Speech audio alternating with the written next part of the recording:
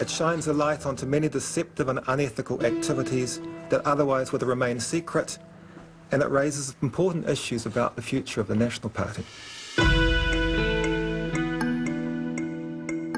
I haven't seen the book, I haven't read the book, I've got no idea what he's got in it. But what we've said is that it's inappropriate to have stolen material published for the world to see. Have you talked to your lawyers already? No, I'm not prepared to say any more at the moment. Well, there's not being made these emails here. Are you a liar, Dr. Brash? No, not knowingly. Not knowingly. Are you dishonest? No, I'm not. Are you concerned about the book for your reputation? No, I'm not, because there's no truth in it.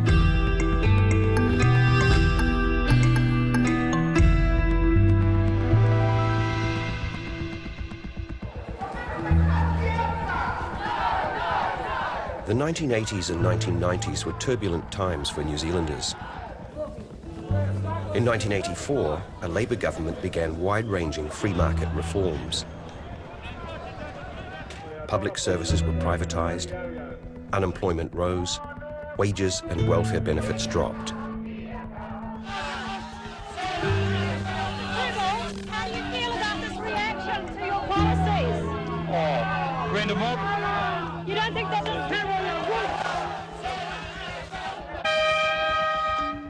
After 1990, a national government continued with the New Right agenda. The public health and education system suffered. In 1999, the free market radicals lost control of the government to a centre-left coalition. At the next election, the National Party suffered its worst defeat, winning only 21% of the vote. This has been a campaign that was a real test of character. The New Right were reduced to a fringe party, unable to attract 5% of the vote. Their only way back to power was to recapture control of a major party, the National Party. The first thing was to get rid of its more moderate centre-right leader. How is Bill English doing as your leader? Very well. You want to add anything to that? No. The party was short of cash to fight the next election. Mr. Brash, do you hear of some of the current rumblings of the leadership in the party? No. Don Brash, in the 1980s, had advised Finance Minister Roger Douglas on his New Right reforms and was later appointed Governor of the Reserve Bank. He advocated privatisation, lower taxes and scrapping the minimum wage. He supported social welfare cuts initiated by his friend, National's New Right Finance Minister, Ruth Richardson. Signed and sealed. One copy Do we for you, need to one for shake me. hands? Encouraged by Richardson, he became a National Party MP in July 2002. In mid-October 2003, polls showed support for National falling fast.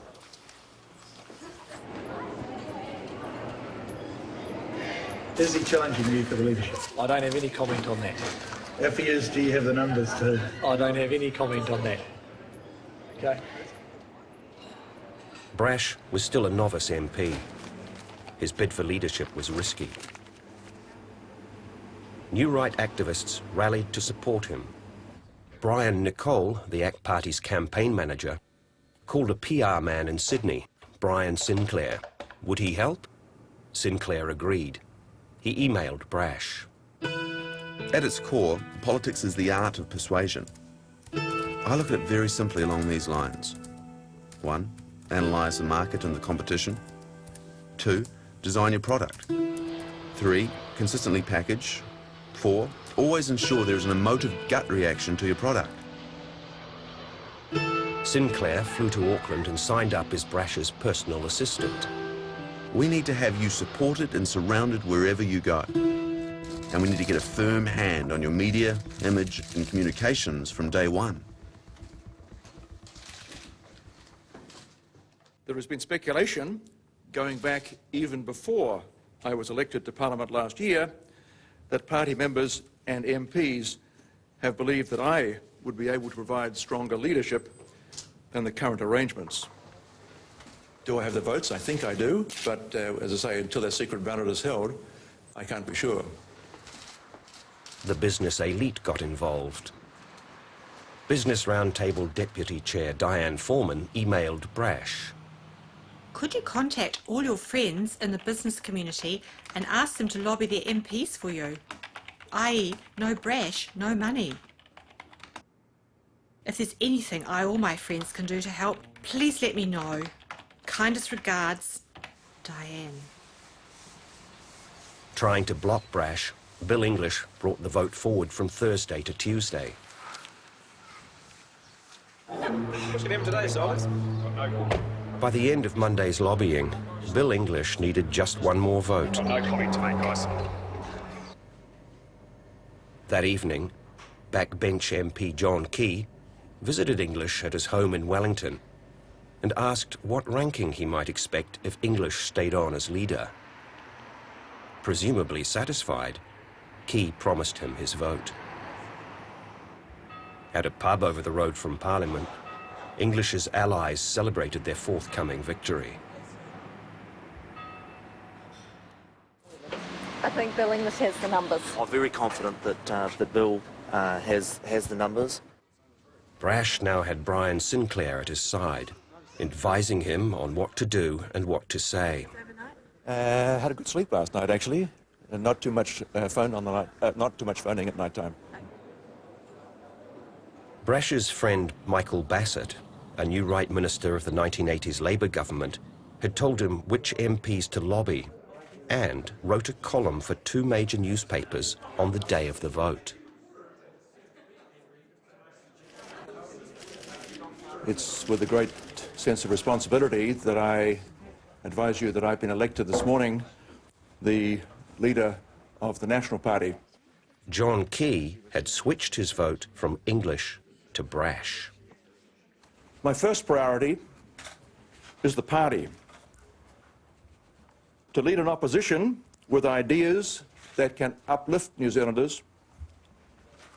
To become Prime Minister in 18 months. Squeezing in, honestly. Come on, you can do better than that. It's not like a wedding picture. Yeah, it's just on the shoulder. Yeah. Well, on the shoulder? Yeah, that's just... Okay, okay. Let's make it too goofy. The action of the National Party has enormously increased the chances of there being a change of government at the next election. I think Don Brash could easily be Prime Minister in 18 months' time. He has spent a long part of his life providing the basis for solid and growing and sustainable business, and I don't see him changing now. National's new leader, Don Brash, has plenty of party business to sort out, but on his first day in charge, he's already talking policy. Goodbye to Air New Zealand, to Television New Zealand, the power generators, Kiwi Bank and Timberlands would also get the chop. For the life of me, I can't quite see the logic of the government owning a business which is operating in a very competitive environment. Everyone seems to be predicting that this is a move to the right for National. How do you see it yourself? To be honest, I'm not even quite sure these days what left-wing and right-wing means. I think there's a difference between right and wrong. Between left and right, as I say, I'm not sure what it means. OK, you believe that people who can work should be compelled to work in order to collect an unemployment benefit? You believe that? Well, I think most people across the country resent the fact that people who are physically and mentally able to work can draw a benefit without limit, without time limit, for doing nothing at all. Okay, OK, that's a yes then. So you're saying take the corporate tax rate from 33 to 30 and the top personal tax rate from 39 to 30, which means a lot less income for the government. Where will the cuts be made? Well, let's be clear about this. You could reduce the company tax rate and the top personal tax rates to 30 by using less than 1/3. Watching the new leader was economist Peter Keenan, Brash's newly appointed speechwriter. His immediate advice? Drop talk of tax cuts. Leave that to ACT. Brian Sinclair advised him to keep away from privatisation. Sir Roger Douglas and Business Roundtable head Roger Kerr urged Brash to avoid being painted as hard right. The advisers had begun repackaging the leader. Brian Sinclair asked some rich supporters to foot the bill for a new wardrobe. Sinclair knew the image he was after. Fashionable, chic, but in a very understated, classic, gentlemanly kind of way. Well-dressed, conservative, crisp, credible. And there's plenty of politicians in Wellington who look like they've slept in their shirts. The next step was to arrange positive media profiles. A former newspaper editor was now Don Brash's chief of staff. Richard Long knew Parliament, he knew the media as both the editor of the Dominion and political editor of the Dominion. And he was able to guide Don Brash through his early days as the leader. And that's all. There's nothing going to happen today, in spite of what Radio New Zealand said. Richard Long didn't come down the press gallery corridor and try to tell us what to write. He didn't try and take us out for dinner. He didn't even necessarily ring us up and tell us when we'd got things wrong. I think it was more subtle than that. Your role is to try and massage the message, to get journalists to write what you would like them to write, to give your leader the lines that they can give to the public through the television cameras, but not in a way that's going to make the journalists feel like they're being told what to do. Political commentator Colin James presented the repackaged Don Brash to his more intellectual readership. This was his first column after the coup. Brash's right-wing views were being played down. From now on, he'd be the honest, politically moderate gentleman.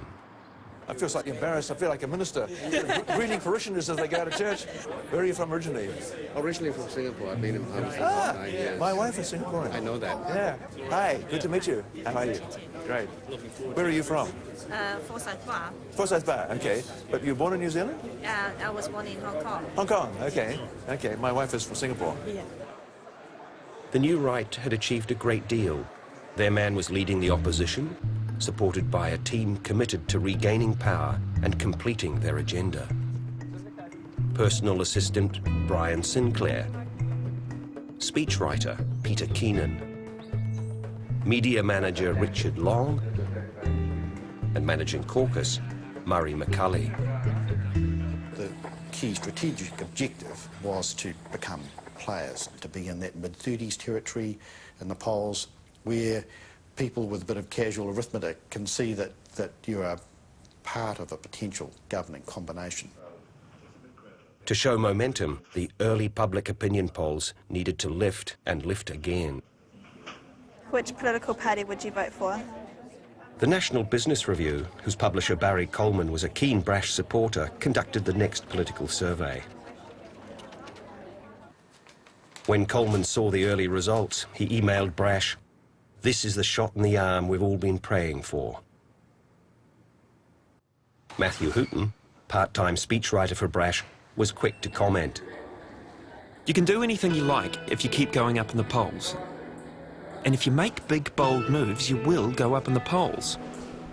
If you don't take big, bold moves, you'll go down in the polls, and you won't be able to take any initiatives in the future. You'll become a prisoner of caucus. I figure you have the next few weeks to establish which one it will be.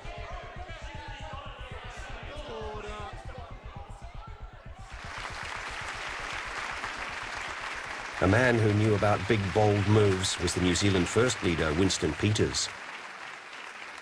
Immigration was what some political commentators called a sleeper issue. Let me tell you that this issue is now awake. You simply will not recognise this country in a very short time. At the same time as the National Business Review was conducting its next monthly public opinion poll, New Zealand First was delivering leaflets to Auckland homes, criticising the level of Asian immigration. New Zealand First went up, National down by 3%. What is the message from the NBR poll? Basically that Peter's immigration stunt has worked to boost New Zealand First, taking support from National. It would be great to have a big issue, or to manufacture one like Peter's. The only real prospect is the foreshore issue. 6 months earlier, the Court of Appeal had ruled that iwi could take cases to the Māori Land Court, claiming ownership of the foreshore and seabed.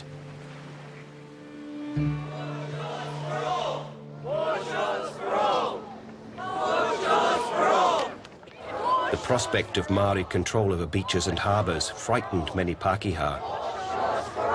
It's for everybody, it's for the whole of New Zealand. Why don't we join together and make a marvellous country?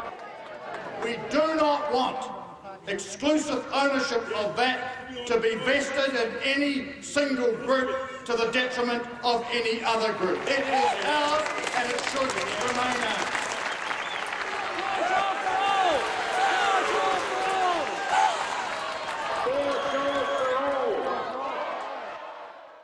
Julie standing up for what I believe in. What we believe in is this: I whakapapa to this whenua, to Aotearoa, we have a right.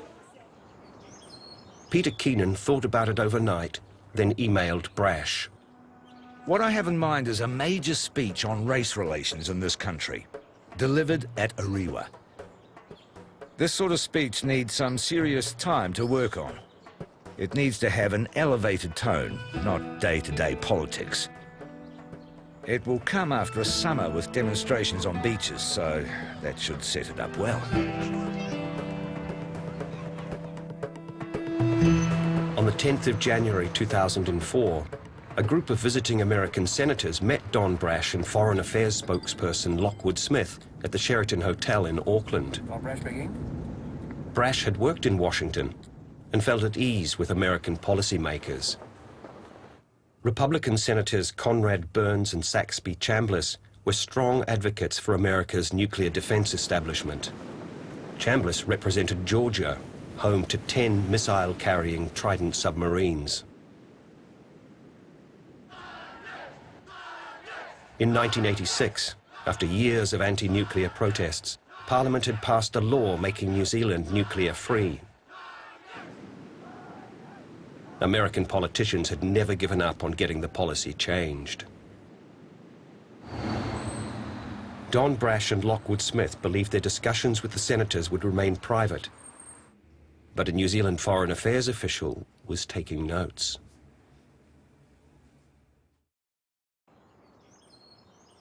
Over the summer, Peter Keenan had worked on the race relations speech he'd promised to Don Brash. He admired American right-wing author David Horowitz. He quoted Horowitz to Brash. The most potent weapons of political war are anger, fear and resentment. While Keenan completed the speech, Don Brash attended the annual celebrations of the prophet Ratana. Political war is about evoking emotions that favour one's goals. It is the ability to manipulate the public's feelings in support of your agenda while mobilising passions of fear and resentment against your opponent. Peter Keenan used Horowitz's War of Emotions formula to evoke Pākehā fears and resentments about Māori. We are one country with many peoples, not simply a society of Pākehā and Maori, where the minority has a birthright to the upper hand, as the Labour government seems to believe. Richard Long, Michael Bassett and Murray McCulley all read the Orewa speech and approved it. Aye. Thank you. I think it is essential that every time we talk tough on issues, we also run hard with a compassionate line. Otherwise, we fail the political hygiene test. The Indigenous culture of New Zealand will always have a special place in our emerging culture and will be cherished for that reason. I mean, I think there is quite a lot of public support for what I'm saying. I think the important thing, though, is not to win public support by saying something which do long-term damage to the country. Oh, no. And I'm not doing that. No. There will be people, however, who will be not terribly happy. Richard Long and his team had primed the media for a big splash. This is going to set out that Don Brash can actually deliver the goods. The election is 18 months away, but they're effectively starting their campaign now, and they need a recipe for success.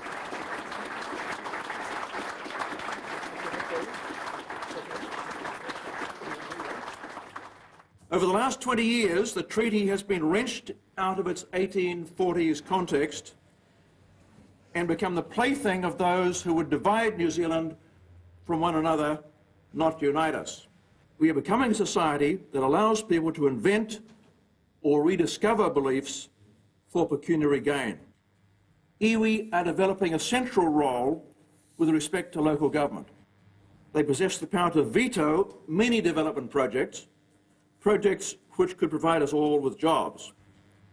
This process is becoming deeply corrupt, with some requirements for consultation resulting in substantial payments in a system that looks like nothing other than standover tactics. Where does all this stop? We will remove the anachronism of the Maori seats in Parliament. We will deal with the foreshore issue by legislating to return to the previous status quo. We intend also to remove divisive, race-based features from legislation. The Indigenous culture of New Zealand will always have a special place in our emerging culture and will be cherished for that reason.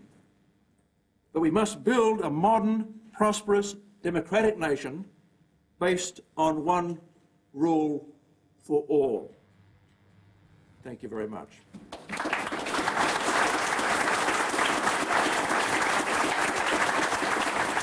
A threshold that was crossed was, basically a 20, 25-year, liberal consensus that the direction that had been struck on treaty and race policy was exactly the most adaptive way that we could move forward as New Zealanders into the future. In the past decades, there had been this slightly softening in tone, in rhetoric, in attitudes around treaty issues, settlements, Māori issues more generally. So I think that kind of deliberate maliciousness and the overt nature of it was new. But tonight you've said, let's just forget about Māori cultural beliefs and things like that, and let's take it all. The team's strategy was unfolding according to plan. The reaction, of course, was that the intelligentsia and some of the editorial writers were apoplectic with rage about it because it sort of upset 30 years of political correctness in New Zealand. I don't have any regret at all about the content of the speech. I looked at it very carefully. I read it, of course, wrote it, checked it with people who know the history well, and I feel comfortable with the accuracy. What do you say to people who accuse you now of Māori bashing? Well, I say to them, how can you possibly accuse me of Maori bashing when what I'm saying is I want all New Zealanders, Maori, non-Maori, to be treated equally. That can hardly be Maori bashing. Well, Dr. Brash, New Zealand is perceived as having such a harmonious society. Surely it's a bit of a stretch to say that this country is racially divided. I think we're moving down a racially divided track. We've got more and more laws in New Zealand which give special preferences or special status to Maori New Zealanders, and I think that's a very dangerous direction. It gave permission to a whole lot of people to voice these kind of very ignorant and malicious kinds of attitudes, and I think that put a lot of pressure on Māori communities, that we're kind of back to square one at explaining, all right, the treaty, Article 1, Article 2, it took us back to a kind of square one, if you like, in our race relations. The headlines were no longer about privatisation and tax cuts for the rich. A week after the speech, Nationals caucus held a retreat in Whangarei. The feedback has been hugely positive, and from a lot of non-National Party members ringing my office to congratulate him on the tone of the speech. Without my input, this is a party bereft, absolutely bereft, of any Māori perspectives. And whether or not they think that's important, whether or not they even want that, I don't think it looks at all good for New Zealand in the 21st century. Georgina has reached the view that she can't support all aspects of that speech, or some aspects of that speech anyway. For that reason, I've decided she should not continue to hold the Maori Affairs portfolio or the associate spokesmanship for constitutional and Treaty of Waitangi issues. My sense is that there's a deep chasm between myself, the leader, and caucus on the place and role of the Treaty of Waitangi in New Zealand today. Georgina Toughening was replaced by Ilam MP Jerry Brownlee. Maori are overrepresented in sad statistics throughout the country, and we do have to do something about that. What Don Brash has said is look to need rather than race. What you've done is you've made a whole lot of nervous, angry white people more nervous and more angry, and clear in their minds that Maori are getting something that they are not. They were clear about that before. I wasn't trying to instill fear. I don't want to encourage racial hatred or racial tension. You have said that you did not intend to take the National Party over to the right. I don't. This is right-wing populism. Telling people that the government must treat them on the basis of need, not race, is not right-wing populism. Kim, it's not right-wing populism. It's not right-wing. Refusing, Dr. Brash, to accept that treating people as discrete individuals may actually destroy a culture. Well, do you accept that? Yes, no, I don't. There are a lot of people who have hailed your stance. To be frank, they are right-wing rednecks who are glad to think that you are sticking it to Maori, and you know that. That may well be right. The reaction to the speech suggests there's a huge number of New Zealanders, Maori and non-Maori, who are saying, thank heavens this is being said.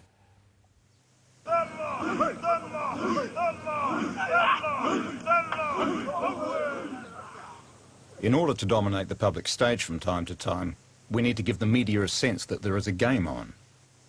That means we roll a story out over several days or weeks. It is our ability to manage our message which will be critical. The day before Waitangi Day, an opportunity to extend the message presented itself. The Te Ti Marae Board said they would only allow some Māori media to cover the traditional welcome to the lower marae. If it turns out that mainstream media are not allowed onto the marae, I'd propose not to go onto the marae myself. And there are things which no doubt we need to hear. Don Brash is a racist pig!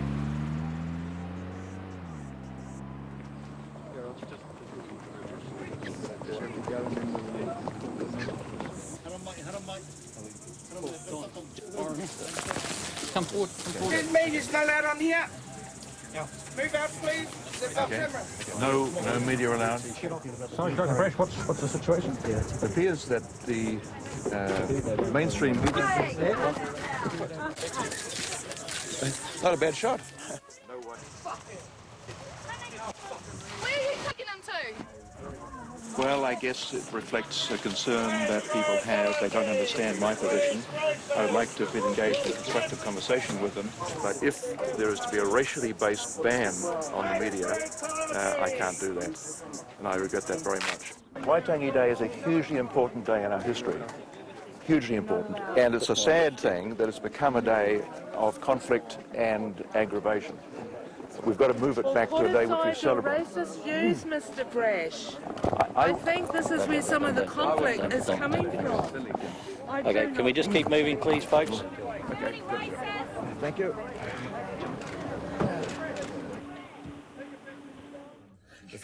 But no, nothing fundamentally wrong. You, no, I've changed my suit. Yes, I know you're very wise. Actually, I tell you what, it's at least another 3%. That's wonderful. I said to Mitty, you're going to have to go down and say thank you to that young National Party support. Brian Sinclair was also pleased, and so was Matthew Hooton. Kia ora. Kia ora.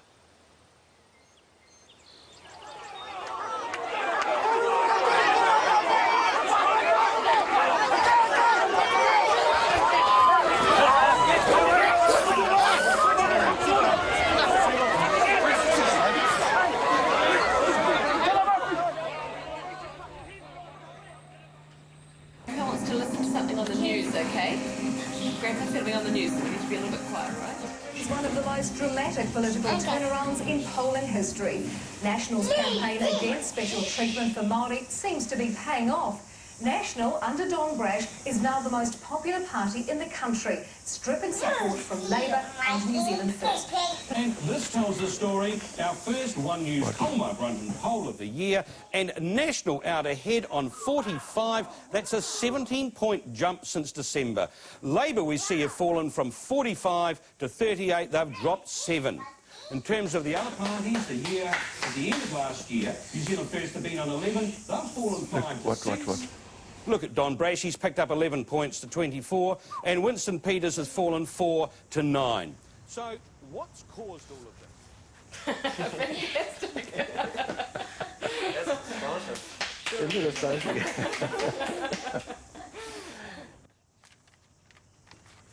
Journalists began writing in-depth articles about the speech. Richard Long was asked for the top 10 examples of race-based funding and what National would do differently. We need to come up with a credible holding answer for these that will avoid National gone to ground and can't answer type articles. Murray McCulley handled the problem. No, I can't provide detailed responses on the issues you've raised.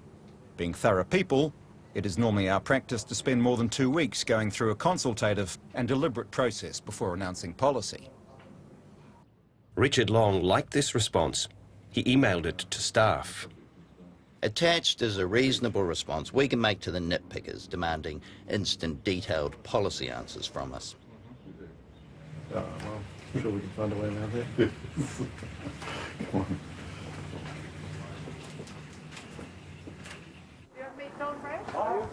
Brash began a 5-week tour of the country. Are you going to honour the treaty, Mr. Brash? He suggested universities had a lower standard for Māori students than Pākehā.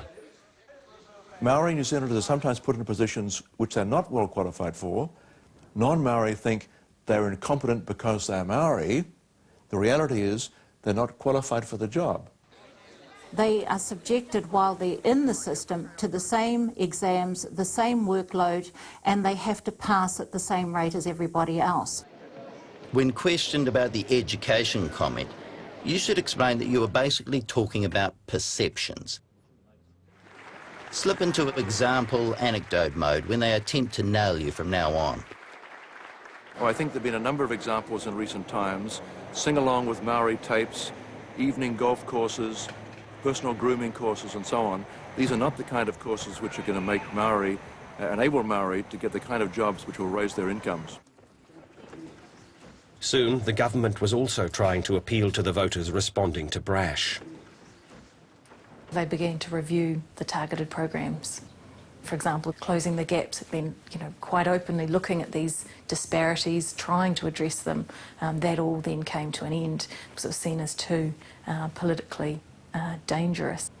Manaaki Tauira, the grants for helping Māori students were cut. And we also have in the disability sector this letter that went out to all the chief executives saying you're no longer, we've been directed from the Ministry of Health to no longer have references to the treaty and plans, strategies at a DHB level. And that has specific effects on Māori in health and education. Big effects.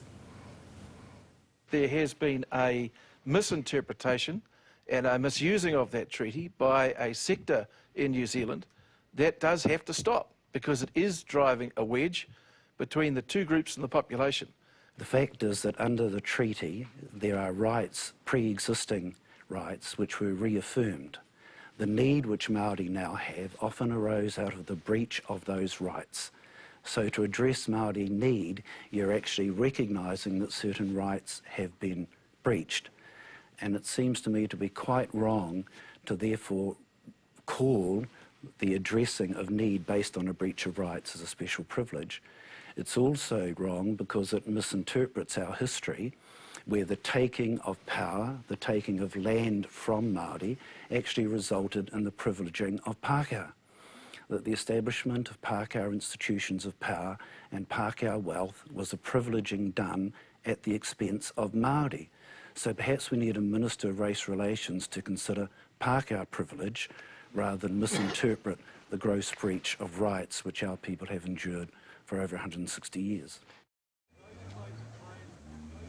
New Zealand's next Prime Minister, Dr. Don Brash.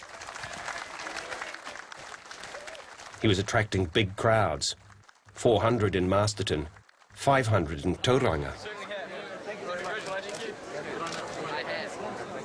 Later, Peter Keenan, the originator and principal author of the Orewa speech, wrote to Brian Sinclair, "I hate the race-based privilege line. It's ludicrous when Maori are at the bottom of the heap."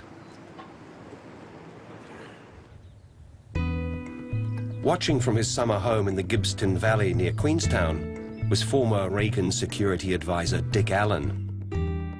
He was now on the Pentagon's policy board advising on the war in Iraq. When I sit down in the Gibbston Valley down there, people don't have the same attitudes that they seem to have in Wellington. There are a lot of Kiwis that support the United States who are not vocal. I wish you were really with us in this, but you're not, and that's an issue. Allen contacted Matthew Hooton, offering to help Brash's campaign. Hooton was keen. He's loaded, and he would be a useful back channel to his close friends Rumsfeld and Cheney when you're Prime Minister, or even before. Brash and his advisors flew south. The meeting was to be utterly secret. Allen was concerned his extreme views might taint Brash if word leaked out. Allen told them of a slogan he'd used in Reagan's 1980 presidential campaign. The values of family, neighborhood, work, peace, and freedom. The values of family, work, and neighborhood. In that community of shared values of family, work, neighborhood, peace, and freedom. God bless America. Thank you.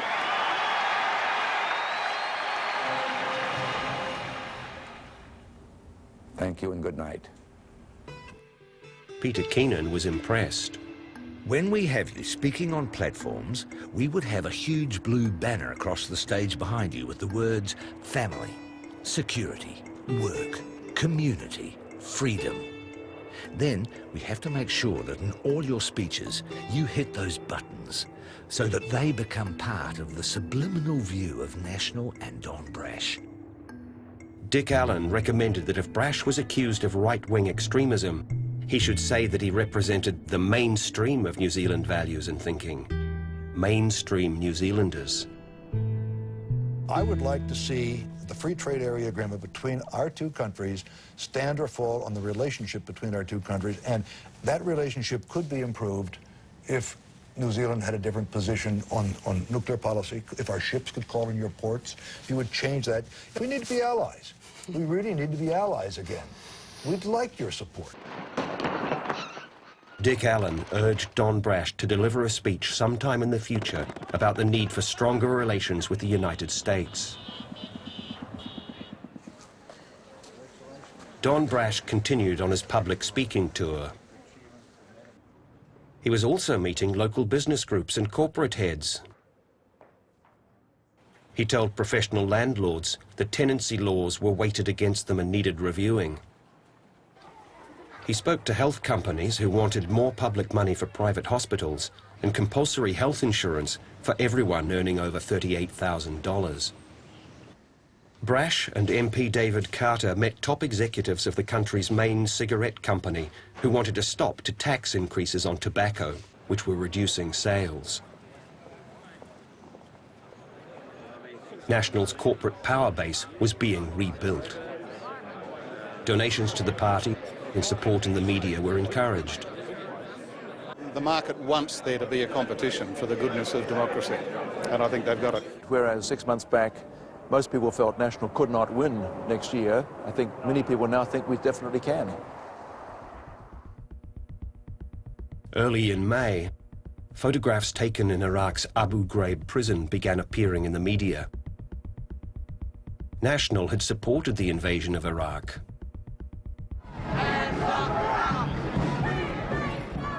It was now that Foreign Affairs Minister Phil Goff released the notes taken when Lockwood Smith and Don Brash met visiting American senators. And then the report reads, "It was here that Dr. Brash made the throwaway comment that if the National Party was in government today, we would get rid of the nuclear propulsion section today, by lunchtime even. End quote. I don't see anything duplicitous in my behaviour. I've never denied what I said in January. I simply don't recall the words I used, and I've said that consistently.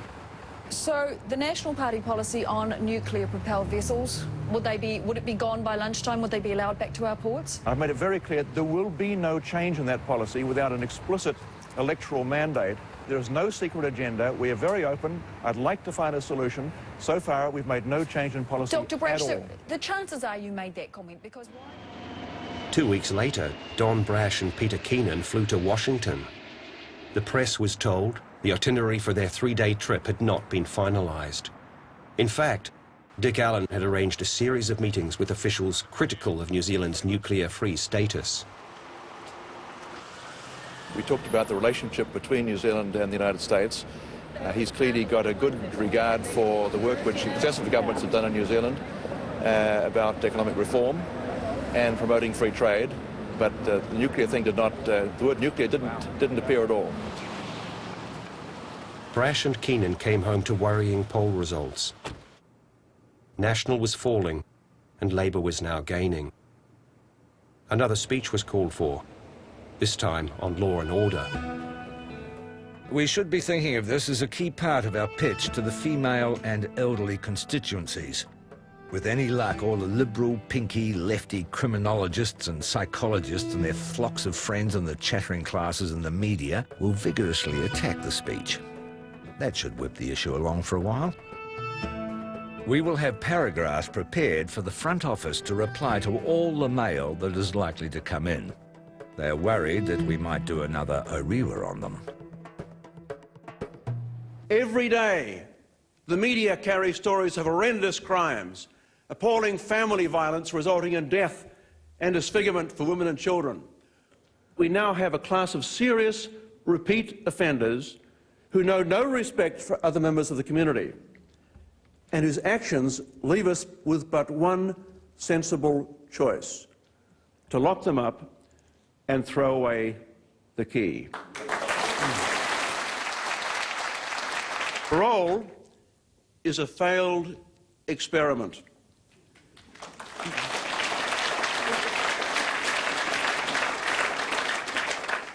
And the next national government will abolish parole as we know it.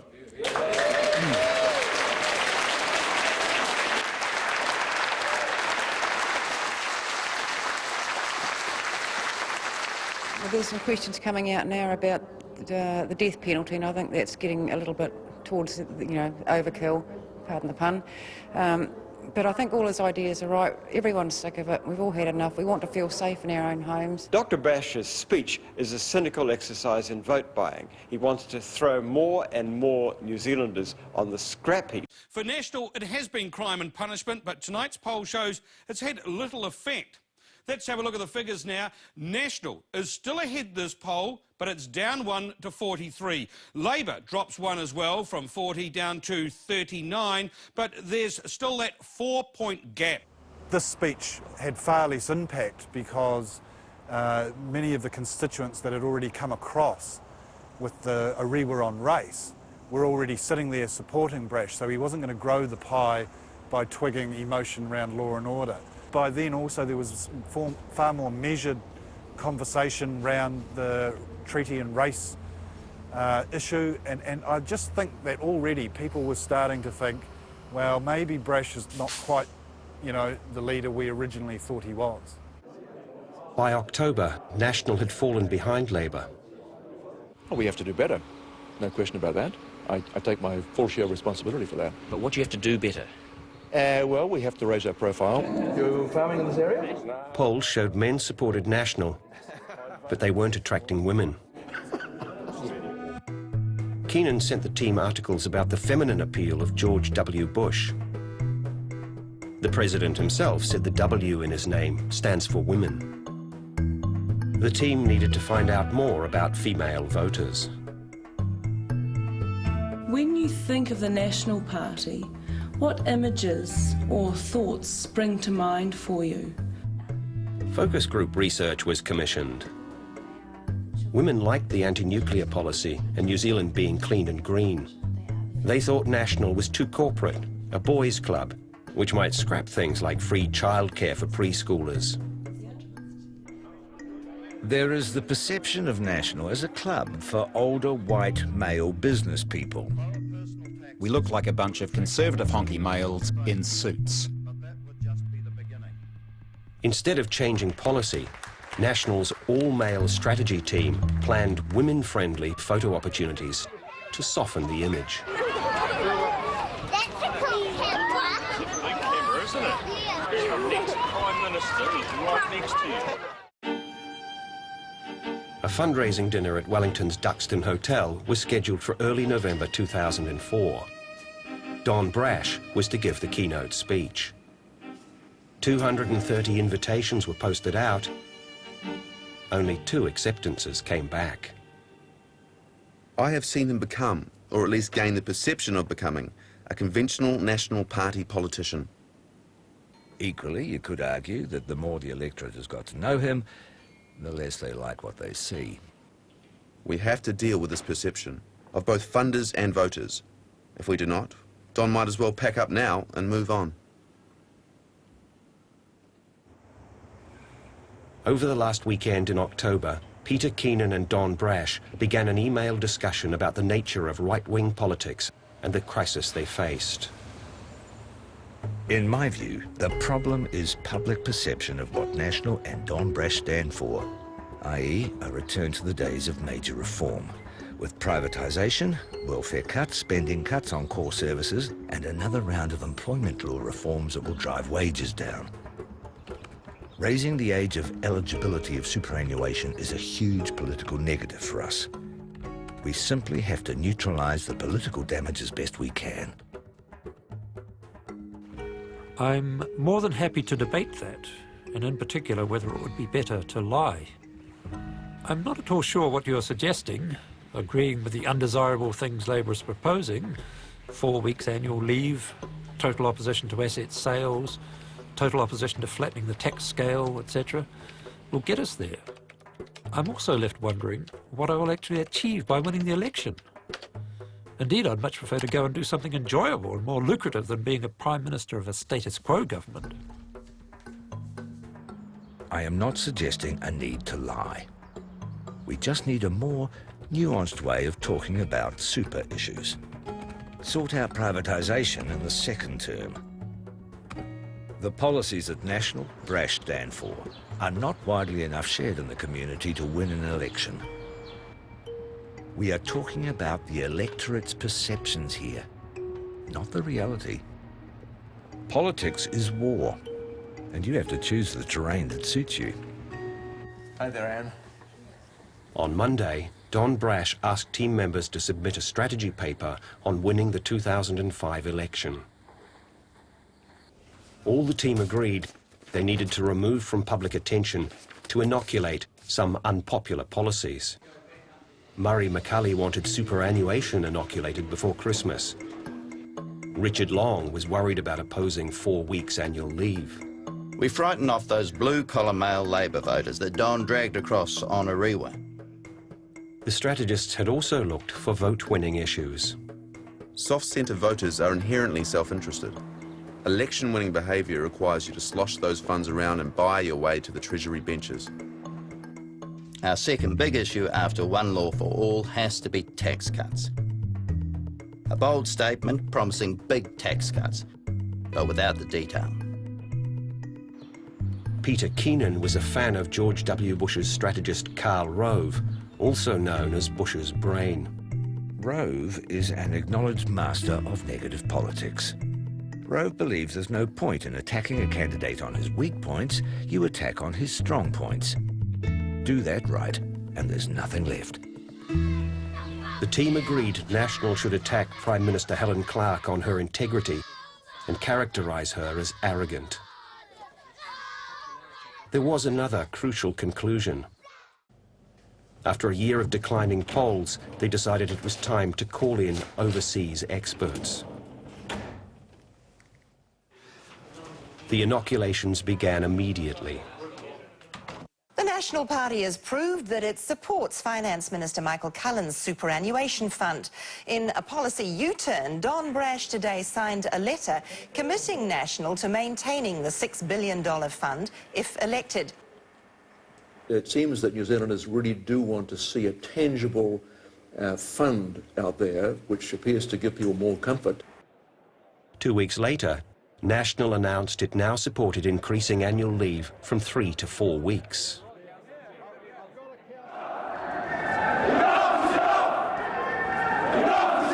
National was also losing support to small right-wing Christian groups like the Destiny Party, which opposed a bill to recognise same-sex civil unions. Don Brash was supporting the bill and voted in favour after its first reading. A right-wing lobby group, the Maxim Institute, told Brash National could gain thousands of votes if he opposed the bill. The aim of the Civil Union Bill is to remove any type of distinction in law between marriage and any other relationship. And to me, that is totally in the worst interests of children. After reading about the political advantages of George Bush's opposition to gay marriage, Don Brash carried out his own inoculation. Many hundreds of thousands of New Zealanders, indeed probably millions of New Zealanders, see this bill as a major attack on the institution of marriage. National leader Don Brash has withdrawn his support for the controversial Civil Union Bill, which critics call gay marriage in drag. We are deeply disappointed. We believe that Don Brash's speech at Orewa said one law for all Kiwis. We'd like to see civil unions go through to remove discrimination.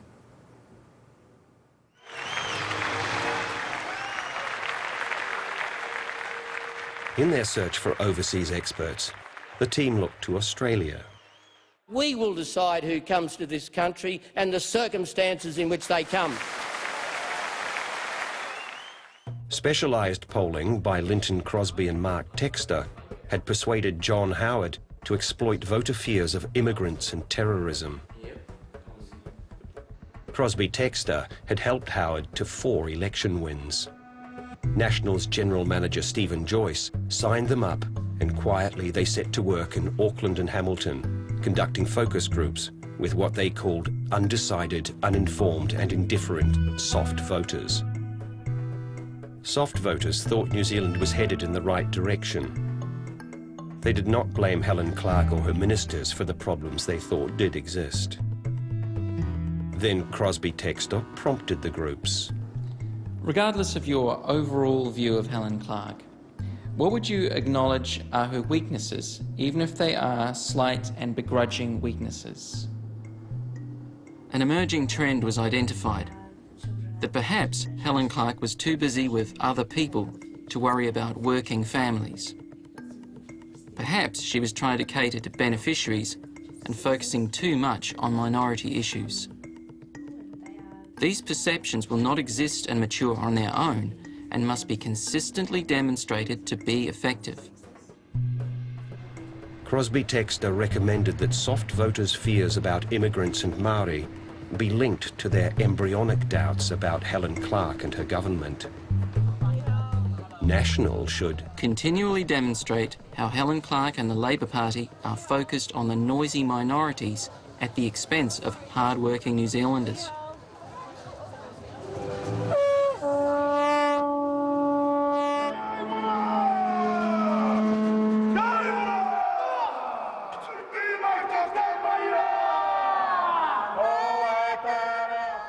Every opportunity should be taken to suggest the government was wasting taxpayers' money on minorities.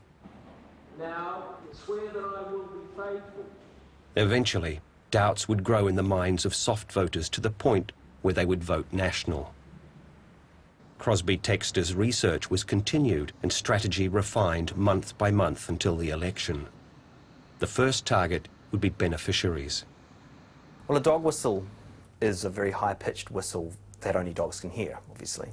And if you apply it to politics, it's a speech or a statement which is pitched at a certain group If you want to say something that could be construed as racist or that stigmatises another group of society in some way, but you want your supporters to believe that you're on their side, you'll try and say something in a way that they'll understand what you mean, but the rest of the public won't. That's dog whistle politics. I woke up this morning and decided to try my hand at a speech on social welfare reform. Before he left on a Christmas holiday to Hawaii, Don Brash emailed a draft speech on welfare to Michael Bassett. It included ideas from a speech Bassett had given to ACT Party members. The overwhelming number of beneficiaries have been lured into this lifestyle by the ready availability of easy money. On New Year's Eve, Bassett responded. I retyped that draft and made it a little more political. He'd added phrases about beneficiaries ripping off the system and bludgeoning off the rest of us.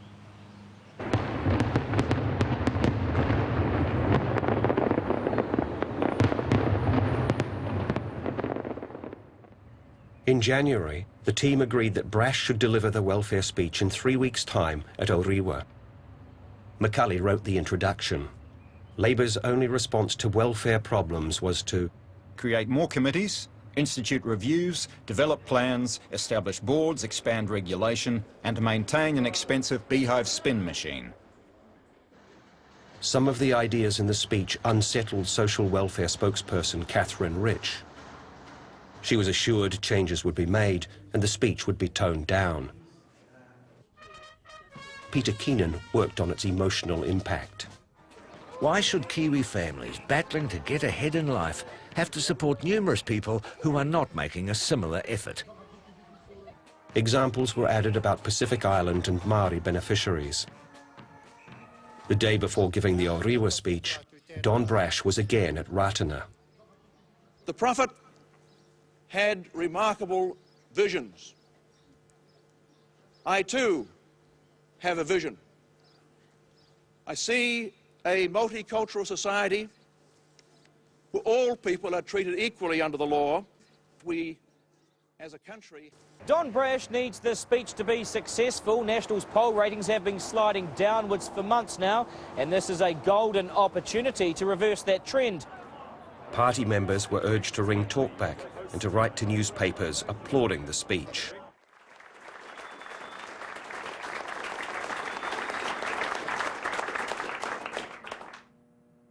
The welfare system is destroying many lives.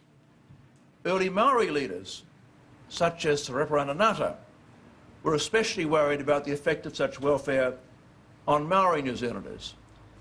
An entrenched welfare culture has been allowed to emerge in this country, all too often accompanied by crime and family violence. The taxpayer cannot be expected to provide indefinite financial support to those who continue to bring children into the world with a blatant disregard for their own ability to look after them. The people Helen Clark has forgotten. The real Kiwi battlers will find that the next national government will truly value and reward their efforts.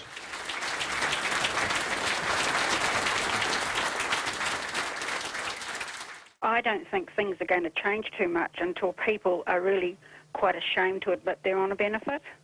Women going on to have further children while they're dependent on the domestic purposes benefit seems to me to be clear evidence of a case where some stronger incentives need to be given to dissuade that type of behaviour.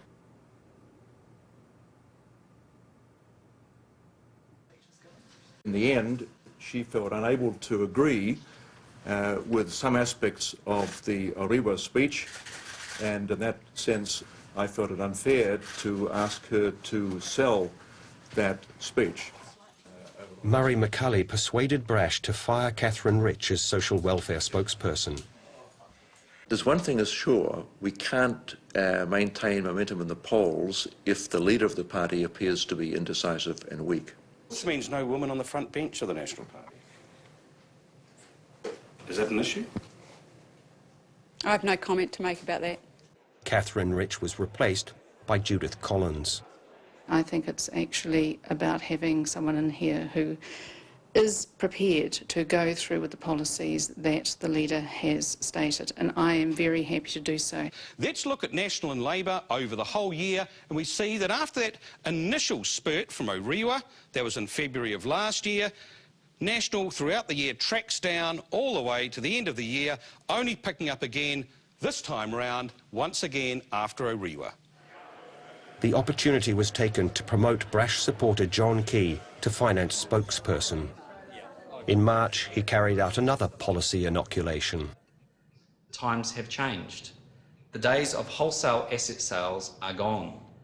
We do acknowledge that hundreds and thousands of Kiwis have, in good faith, established a relationship with Kiwi Bank.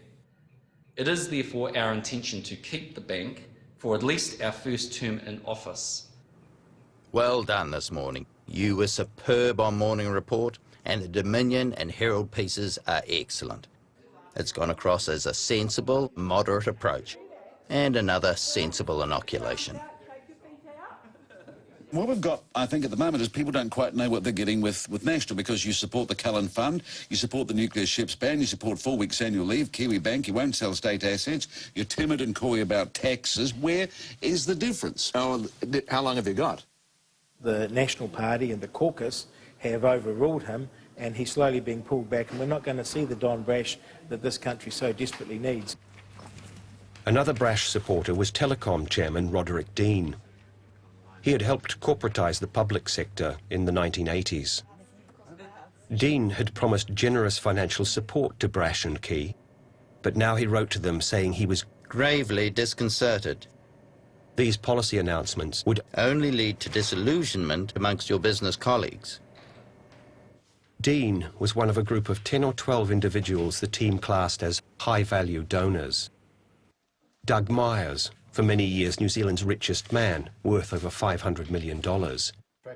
He chaired the Business Roundtable from 1990 to 1997. Checkbooks are always open for political parties, so long as they get the, get the things right. Alan Gibbs, worth hundreds of millions, masterminded a restructuring of the public health system. The central issue in our report is the creation of an internal market in the health system to set prices as a guide and control on management. Diane Foreman, New Zealand's richest woman, owns large private hospitals and heads the Private Hospital Association. I would just like to ask the people of New Zealand that are sort of reading the rich list and saying, terrible, tall poppy, the whole bit, where would you be without all these people that work really hard, not because they want to surround themselves in luxury, but because they want to be generous and philanthropic to New Zealanders? David Richwhite's Merchant Bank handled the privatisation of many state assets, including the Bank of New Zealand, Telecom and New Zealand Rail. It's one of those transactions that I really think is a win-win-win. It was win for the New Zealand public when the Crown sold New Zealand Rail. I'd like to think, like every other good transaction, it's a win for the new owners, but in the long run, the New Zealand public will benefit from an improved railway network and operation. After receiving Roderick Dean's letter, Brash met him at a Wellington restaurant and assured him, despite the inoculations, their agenda had not changed. Cheers. Cheers. Dean continued as a major donor to National's campaign. The high-value donors gave their money to trusts, which passed it on anonymously to the party. Over $1.5 million was to come in via the Waitamata and Ruahine trusts, both of P.O. Box 2244 Auckland. In public, senior party officials and MPs denied knowing the identity of donors, but privately, they knew perfectly well who was writing the cheques.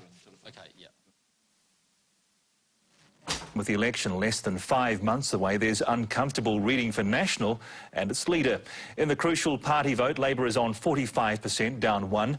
National is on 34%, down 4. The task ahead is formidable, but by no means impossible. We need to invest heavily in a bounce back. National had plenty of money and the services of an award-winning advertising man, John Ansell, who'd worked for the ACT Party. I'm a distiller. That's all I do. I don't think up political policies, I think about how to boil them down. We've got to win this argument about why money is good, why business is good. If we're going to change the polarity of New Zealand from a default socialist country to a default free market country. You can win if you package your policies in ways that shock soft centre voters into reassessing their prejudices. It's got to be powerful, not leaders walking down beaches and talking to phony election meetings. A combination of simple words and strong graphics is the best way to create a lasting impression of a new idea. Ansell designed billboards, described as emphasising National's focus on the issues that matter for mainstream New Zealanders. The first went up in April. It was very important that they got the commentators writing about them and talking about them, because that got them into the mainstream media. So if you hadn't seen them on the road, you'd see them on the news at night. The commentary that said that they were clever was also approving, because it's good to be clever, and it reflects well on the party that was advertising that way.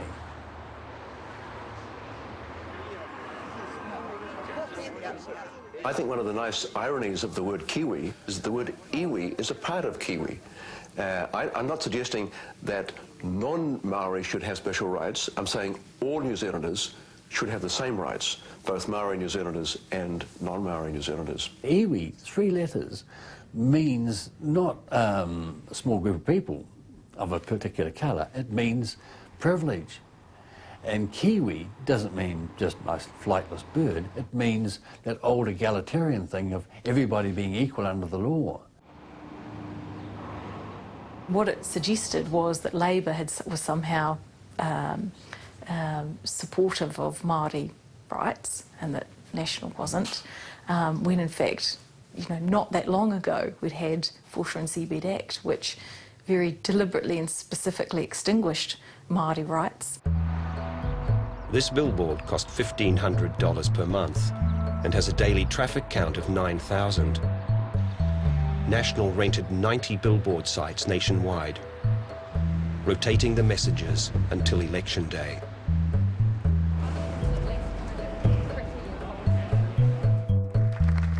As well as high-value donors, the team identified a second tier of medium-value donors. We've made a commitment to get a major amendment to the RMA into Parliament within 3 months of becoming government. The Employment Relations Law Reform Act we envisage scrapping completely. Has this speech influenced how you might vote in the election? Yes, it has, definitely. It's really nice to hear a little bit more detail about his approaches and National Government's approach to improving New Zealand's industry. These donors were invited to private fundraising dinners. Media were excluded. A seat cost $500, a table $5,000.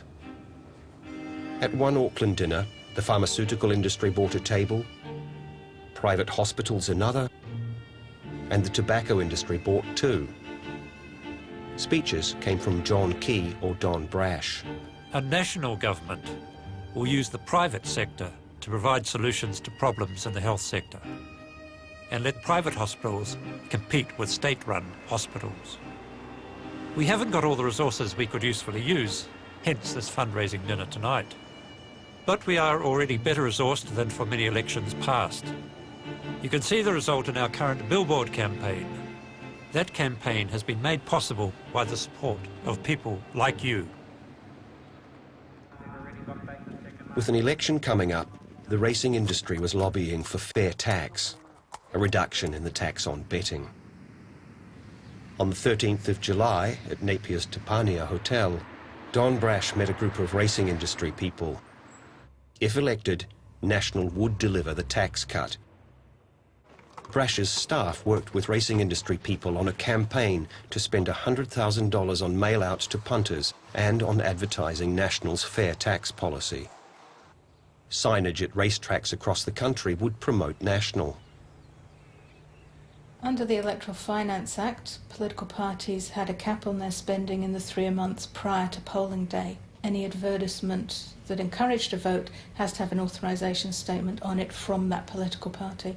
So a third party wanting to do that would have need to have got authorisation from the party.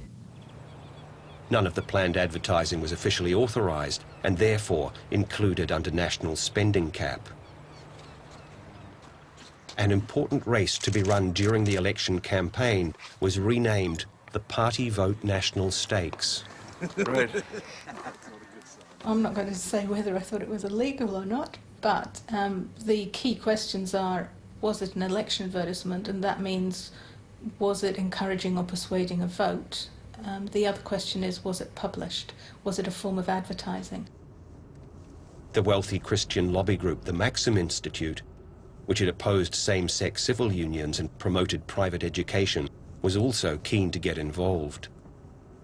Brian Sinclair met Maxim's Scott McMurray to discuss a $100,000 campaign aimed at shifting the evangelical Christian vote away from small Christian parties to National. Say, for example, I vote for a party and they don't win an electorate, and they also don't get to 5%, they get to, say, 3%. 3%. What happens to my vote?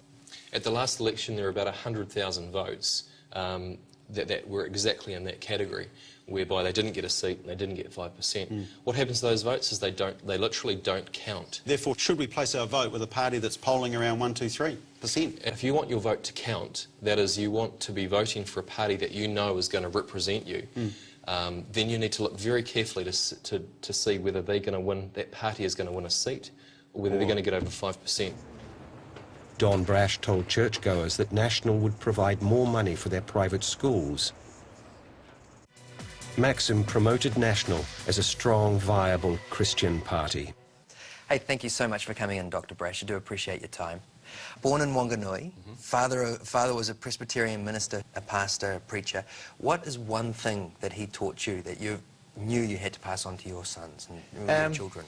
He believed passionately that God is love, and that therefore we should all be concerned about the well-being of people. The Exclusive Brethren, a religious sect that did not vote but had campaigned against civil unions, was impressed with Don Brash's Christian positioning. Early in election year, they began meeting Brash and John Key, offering help. In April, they spent $350,000 distributing 1 million leaflets and on newspaper ads criticising the government. A. Smith was named as authorising the advertisement. This wake-up call campaign proved they could advertise on a large scale and remain anonymous. On the 30th of April, John Key met Brethren leaders Andrew Simmons and Mike Powell. Hello. Sorry I'm late. Nice to see you again. Yeah, good to see you. Thanks, good. G'day. These guys are from Sunday. They're filming a documentary on me. Are you okay with them filming us? For the interview? Yeah, just general stuff if you're okay with it. If you're not, it doesn't matter, we can do it privately. I'm not okay with them doing it for the interview, no. Okay, no problems. That's fine. Cool. So, The Brethren planned to spend $1 million on 7 more leaflets to be distributed just before the election. They wrote to Key and Brash. With the sole goal of getting party votes for National, our campaign creates mistrust in the current government. It builds trust in a Don Brash-led government. Brash invited Andrew Simmons' brother Neville to his home. It is not clear whether Brash saw the leaflets. The drafts were strongly pro-national, with pictures of Brash. They would have to be authorised by the party and included in National's campaign budget, pushing them over the legal limit. Third parties could do negative advertising, and as long as they had their own authorisation statement on it, they didn't need an authorisation statement from a political party. If it's negative, then it doesn't come into a party's constraint, and there was no regulation on what a third party could spend. National Party staff helped redesign the leaflets to avoid the constraints. Instead of saying, "Vote National," they attacked Labour and the Greens and called on voters to change the government. Separately, National would complete the message. To change the government, party vote National. There was no mention of National or the Exclusive Brethren. The team wanted tax cuts to be a big election issue. But early polls showed it wasn't a concern for voters. Probably even be happy to pay more tax if we had free primary health care. To turn this around, Crosby-Textor emphasised message discipline, repeating key ideas aimed at soft voters. And I think the line that we should be running is to say, you know, that the public will be asking some soul-searching questions of whether they've been delivered $50 billion worth of additional benefits, whether the majority of this has simply been wasted on the spending binge that the government's been on, you know, hip-hop tours and all that sort of stuff, you know. Drag that stuff in. Detoxing the message and getting it down to a soundbite that people can understand is hugely important. And I think where did you learn that? Well, you just learn on the job, don't you? But I think examples work. I mean, the example that, you know, the Waitangi was getting more funding last year than Auckland University, that sort of analogy, helps people understand the quantum of the message that you're talking about. Peter Keenan prepared cards for Brash to be kept in his pocket and referred to before interviews. A longer version and a shorter one for the 11-second soundbite. There will be no change in the anti-nuclear legislation without a referendum. That's the end of the matter. I think most New Zealanders do in fact want to know about the tax relief they can get from us. They get none from Labour, about welfare, about education, about the treaty. Those are the issues which concern mainstream New Zealanders and their families. As well as repetition, Crosby-Textor told Brash to reframe questions back to the campaign message. Would you have sent troops to Iraq? I say this is a diversionary tactic by Helen Clark that's not relevant. But would you have sent troops to Iraq, Dr. Brash? The issue right now, today, is about Labor's wasting hundreds of millions of dollars of taxpayers' money. My question was, would you have sent troops to Iraq if you were the Prime Minister? And I'm telling you that the real issue today is not that issue in the past. That's essentially gone. It is the question I'm asking you today, though. And I'm saying to you, the key issue today is the fact that government is wasting hundreds of millions of dollars of taxpayers' money. That's the issue the media should be focused on. What about answering my question? As Prime Minister, would you have sent troops to Iraq, given some of the flyers that are out today by the Labor Party? Look, the Labor Party is desperately harking back to issues which are no longer relevant at all. So are you saying you're not prepared to answer that question about whether you would have sent troops to Iraq or not? That's not the issue today. The issue today... But it is the issue because I'm asking you it. Well, I'm sorry. I want to focus on the issue which is important right now to taxpayers, and that's waste of government spending to a huge degree. Labour has dropped the ball on the key election issue of tax, according to the latest One News Colmar-Brunton poll. Voters believe tax cuts are affordable. 51% say by eliminating waste in the public service, and 42% thought budget surpluses could pay for them.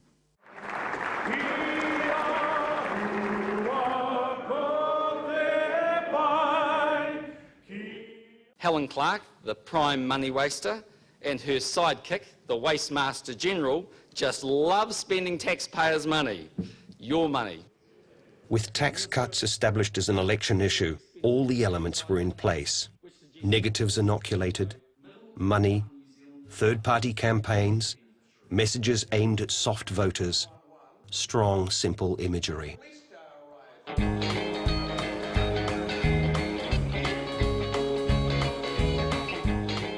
By the end of July, National had risen to 3 points ahead of Labour.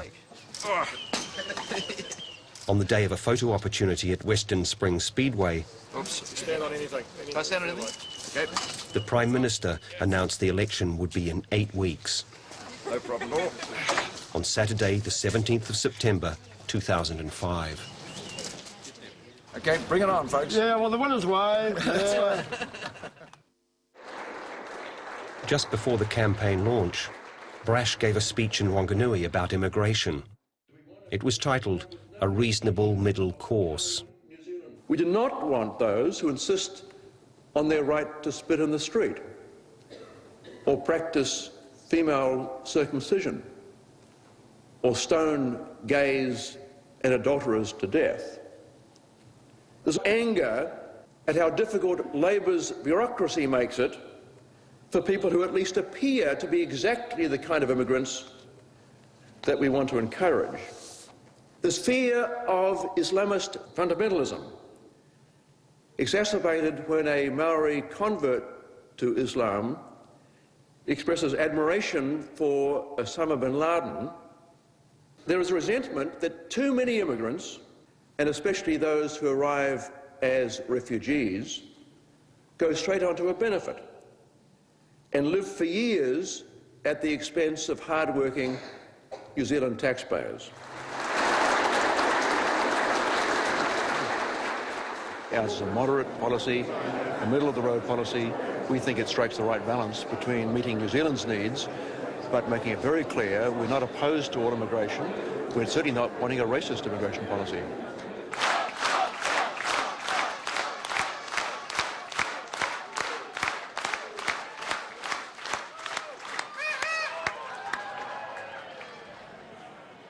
If the public of this country accord me the privilege of serving as Prime Minister after September 17, things will be different, very, very different.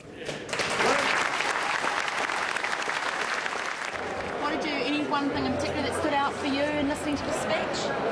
The guy's integrity.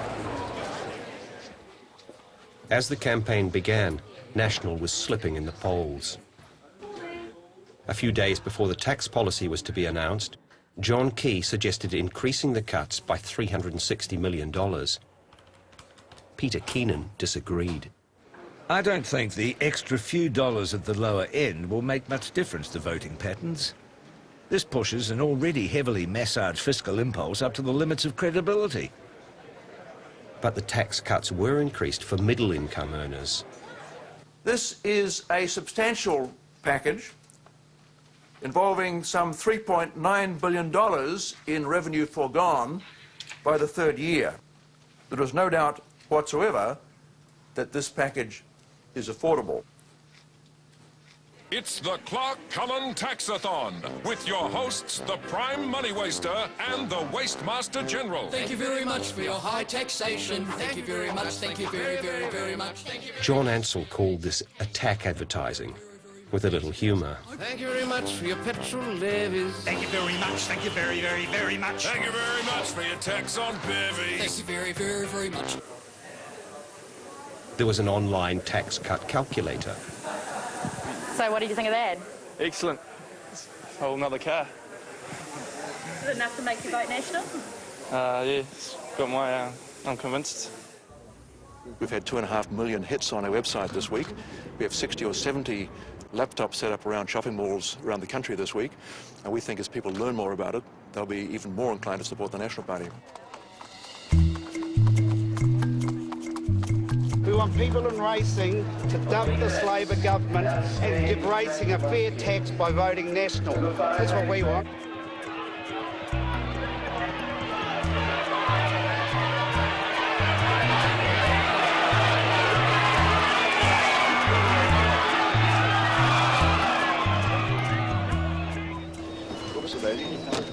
Great. Here's our sponsor for today that gave you the race. Thank you very much. If you want a change of government, I urge you give your party vote to the National Party. It is time for a change of government. A national-led government can deliver for hard-working mainstream New Zealanders. Now, say that again. Tell me that. What is it? It's very simple. It's www.taxcuts.co.nz. In January last year, I gave a speech to the Orewa Rotary Club on Treaty Waitangi issues. Most ordinary New Zealanders have no idea where all the race-related consultative nonsense comes from. They wonder why it is that these days you can't seem to do anything without having to consult with local iwi.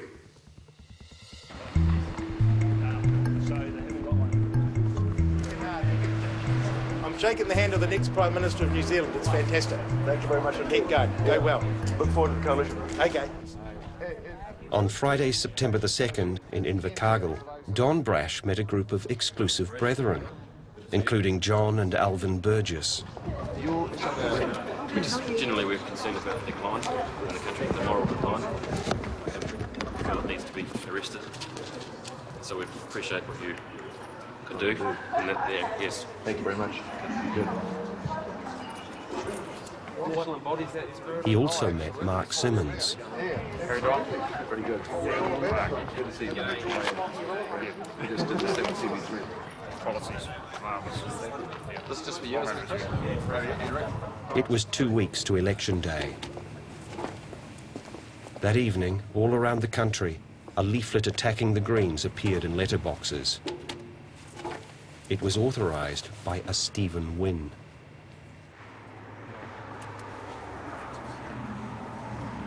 You know, it makes you wonder if it's one of those parties who believe that there is a moral obligation to lie to people before elections, but we just don't know. Brash's assistant Anita Ferguson prepared a response. As far as Don is aware, he has never met Stephen Wynne. If you want to talk dirty politics, you've come to the wrong party. Looks very national to me because it's all in blue. It all talks about use your party vote to change the government. It's got a big blue tick. What does that tell you? What does that tell the voters of New Zealand?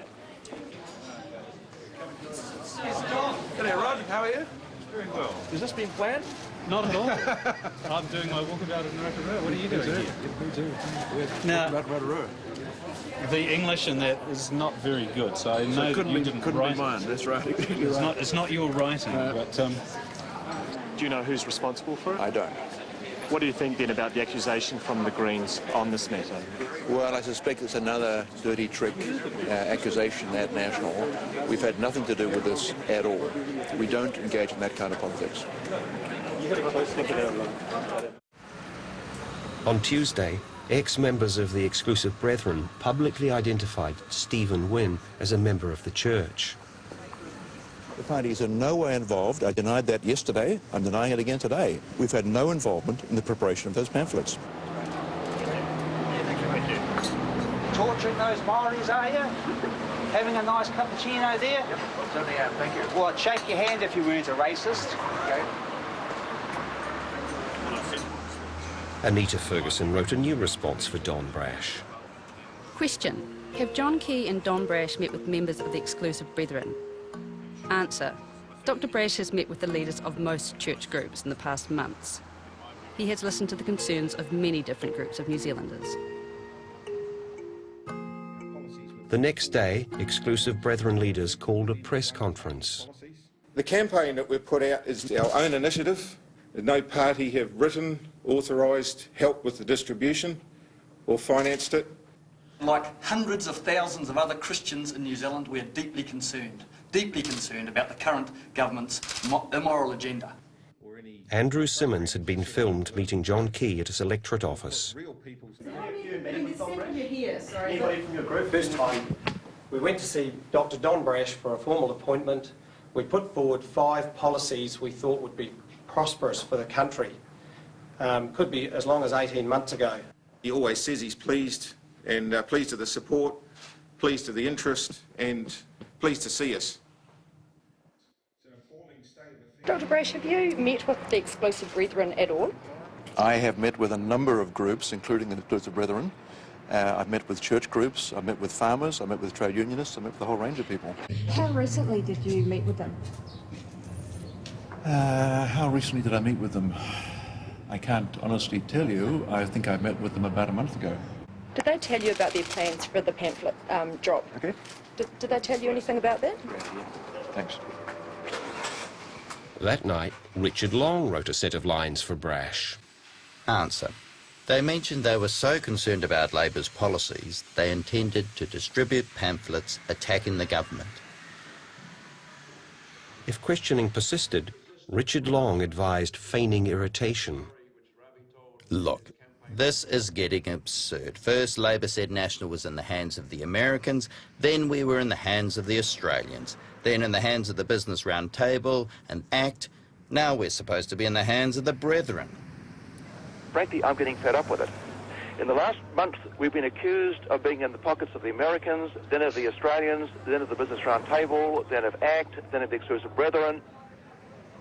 The Exclusive Brethren have told me some time back that they were thoroughly fed up with this government and they would be distributing some pamphlets. I didn't read the pamphlets, I didn't fund the pamphlets, I didn't distribute the pamphlets, but they said they were opposed to this government, and I thought that's great. National Leader Don Brash. Good evening. Why didn't you tell the truth from the beginning? Oh, I did.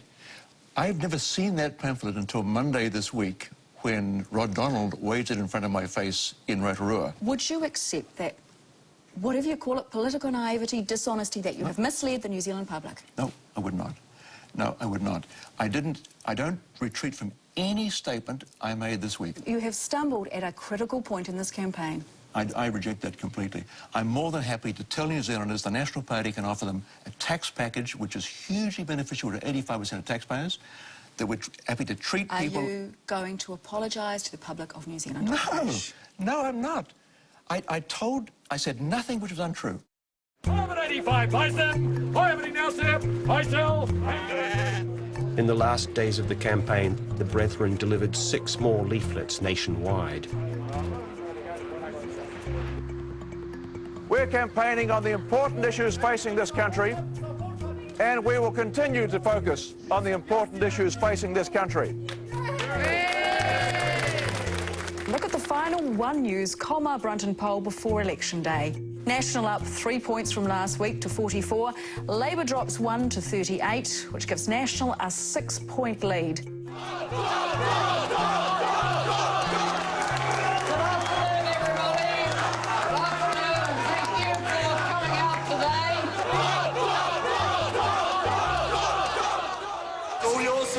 It's all yours. Thank you. You don't get far in the real world if you're not trustworthy. I value my integrity, and I don't put my name to anything unless I really believe in it. I'm very happy to put my name to the National Party's plans for New Zealand. If you want to return to hard-working New Zealand values, lower taxes and less waste, then my message to you is simple. Give your party vote to National tomorrow. Thank you very much.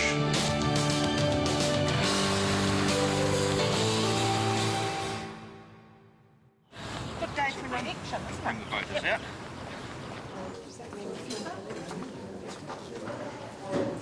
Kia ora. Kia ora.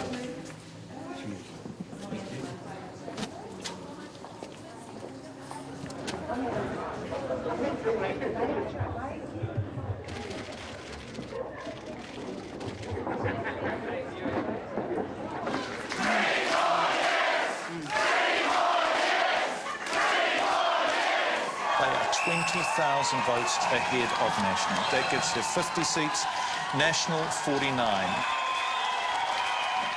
Dr. Brash, what's your mood? Disappointing response tonight. Dr. Brash, the country's watching. You've got to save the country. I'd like to pay a tribute to a man whose name you may not know, namely John Ansell. John Ansell was the marketing genius behind our billboards and our TV commercials. To Brian Sinclair, my trusted assistant since I became leader. To Stephen Joyce and the head office team. Can I pay tribute to those who made financial contributions to the campaign as well, because that made it very possible.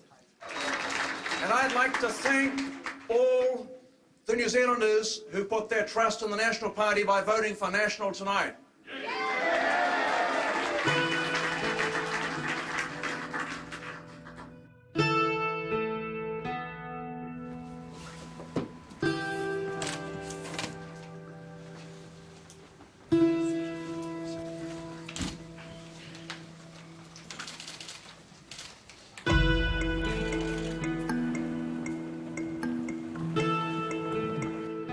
I've decided to resign as leader with effect from a special caucus meeting to be held on Monday morning.